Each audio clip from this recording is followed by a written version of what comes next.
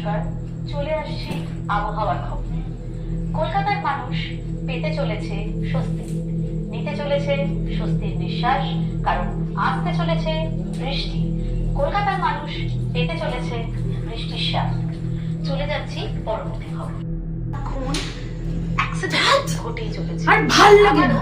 কলকাতা শহরে একটি প্রমুখ নিজের তো একটু বিরক্ত লাগে। একটি ঝুলন্ত দেহ আবিষ্কৃত হয়েছে এক যুবক। হ্যাঁ, যুবকের মর নাম মর মর সব কটা মিলে মর।